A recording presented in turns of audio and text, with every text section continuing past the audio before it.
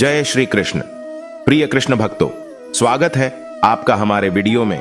दोस्तों, श्री कृष्ण कहते हैं कि आपको जब जिंदगी में सब खत्म हो गया है ऐसा लगे तो सबसे पहले यह समझना जरूरी है कि ऐसा महसूस करना एक सामान्य मानवीय प्रतिक्रिया है।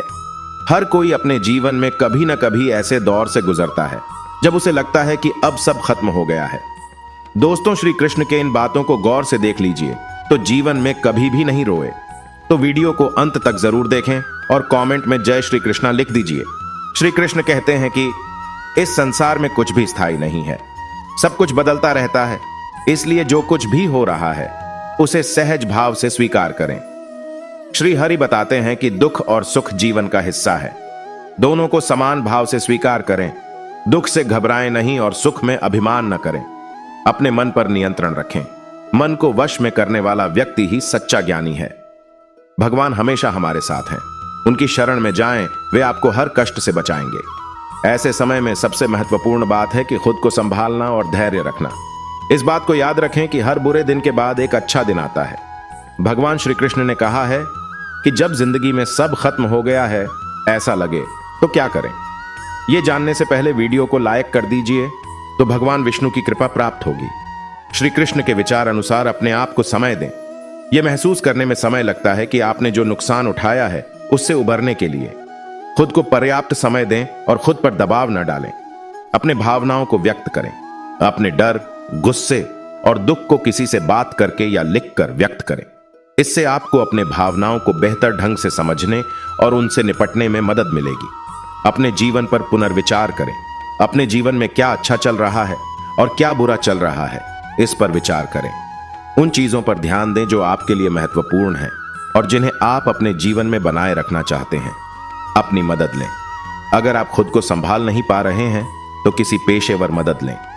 एक थेरेपिस्ट आपको अपनी भावनाओं को समझने और उनसे निपटने में मदद कर सकता है।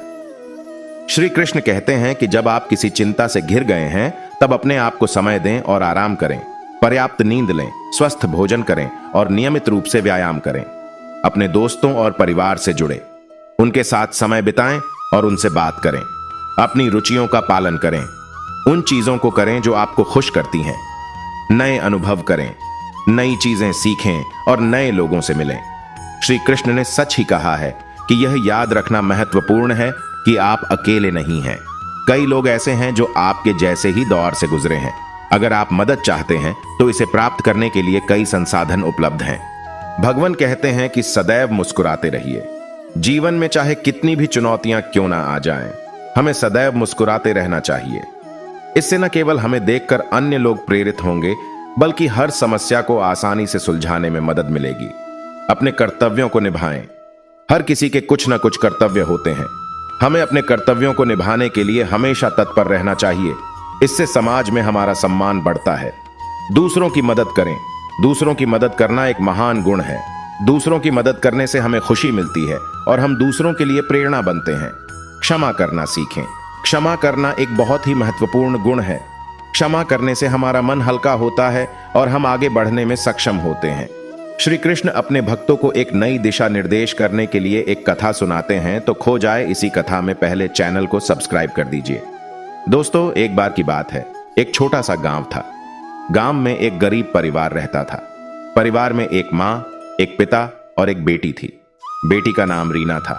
रीना बहुत ही सुंदर और दयालु लड़की थी। रीना के माता पिता बहुत मेहनती थे।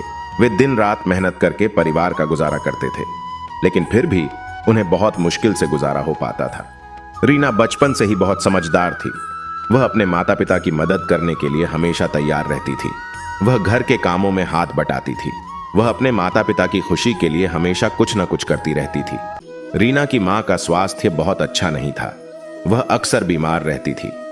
रीना की मां की देखभाल करने के लिए रीना को अपने स्कूल की पढ़ाई छोड़नी पड़ी। रीना ने अपनी मां की देखभाल करने के लिए बहुत मेहनत की। वह अपनी मां के लिए दवाइयां लाती थी। वह अपनी मां को खाना खिलाती थी। वह अपनी मां को साफ सुथरा रखती थी। रीना की मां की देखभाल करने से रीना बहुत थक जाती थी, लेकिन वह कभी भी अपनी मां की देखभाल करने से नहीं चूकती थी। एक दिन रीना की मां की तबीयत बहुत खराब हो गई। रीना ने अपनी मां को अस्पताल ले जाया, लेकिन अस्पताल में डॉक्टरों ने रीना की मां को बचा नहीं पाया। रीना की मां की मौत हो गई। रीना की मां की मौत से रीना बहुत दुखी हो गई। वह बहुत रोती थी। वह अपने माता पिता के बिना अकेली पड़ गई थी। रीना के पिता भी बहुत दुखी थे। उन्होंने रीना को सांत्वना दी।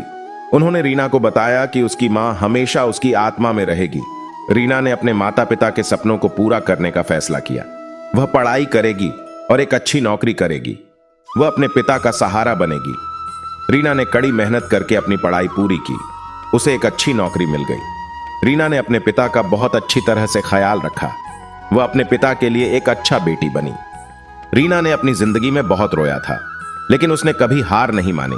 उसने अपने माता पिता के सपनों को पूरा करने के लिए कड़ी मेहनत की।